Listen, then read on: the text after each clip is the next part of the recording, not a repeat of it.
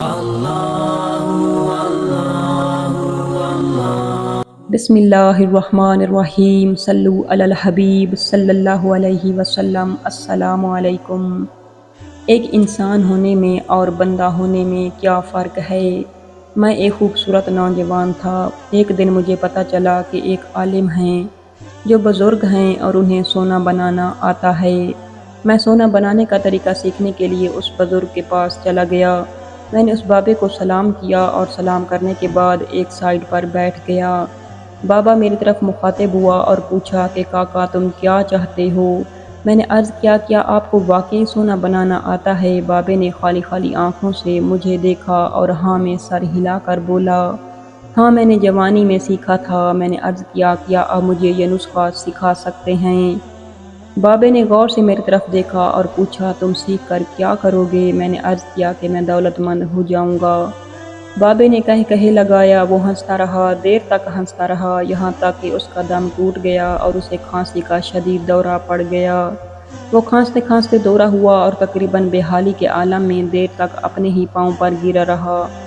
وہ پھر کھانستے کھانستے سیدھا ہوا اور پوچھا کہ تم دولت مند ہو کر کیا کرو گے؟ میں نے جواب دیا کہ میں دنیا بھر کی نعمتیں خریدوں گا۔ اس نے پوچھا نعمتیں خرید کر کیا کرو گے؟ میں نے جواب دیا کہ میں خوش ہوں گا، مجھے سکون ملے گا، دنیا کی ہر خوشی میرے پاس ہوگی۔ اس نے تڑپ کر میری طرف دیکھا اور کہا گویا تمہیں سونا اور دولت نہیں، سکون اور خوشی چاہیے۔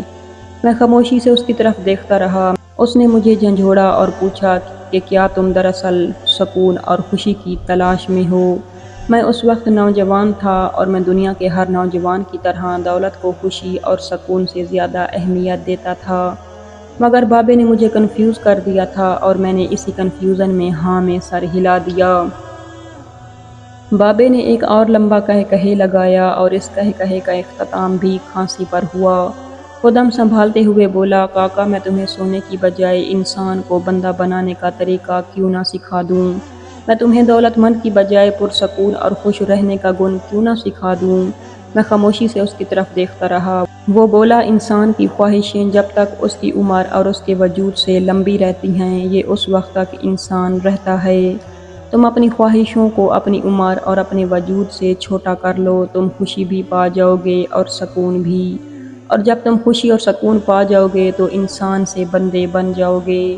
مجھے بابے کی بات سمجھ نہ آئی۔ بابے نے میرے چہرے پر لکھی تحریر پڑھ لی۔ وہ بولا تم نے قرآن مجید میں پڑھا ہوگا کہ اللہ تعالیٰ خواہشوں میں لتھڑے لوگوں کو انسان کہتا ہے اور اپنی محبت میں رنگے خواہشوں سے آزاد لوگوں کو بندہ کہتا ہے۔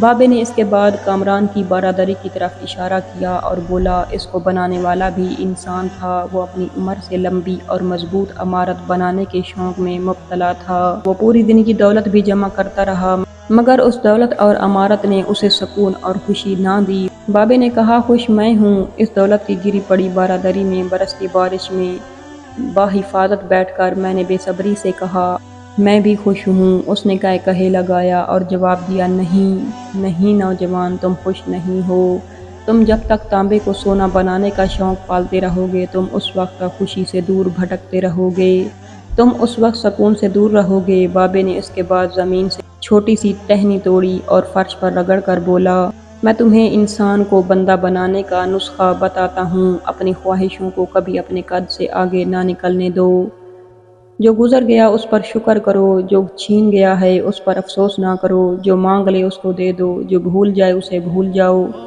دنیا میں بے سامان آئے تھے، بے سامان واپس جائیں گے، سامان جمع نہ کرو، ہجوم سے پرہیز کرو، تنہائی کو ساتھی نہ بناؤ، مفتی ہو تب بھی فتویٰ جاری نہ کرو، جسے خدا ڈھیل دے رہا ہو اس کا کبھی احتساب نہ کرو، بلا ضرورت سچ بولنا فساد برپا کرتا ہے، کوئی پوچھے تو سچ بولو، نہ پوچھے تو چپ رہو، لوگ بے لذت ہوتے ہیں اور دنیا کی تمام لذتوں کا انجام برا ہوتا ہے۔ زندگی میں جب خوشی اور سکون کم ہو جائے تو سیر پر نکل جاؤ، تمہیں راستے میں سکون بھی ملے گا اور خوشی بھی ملے گی۔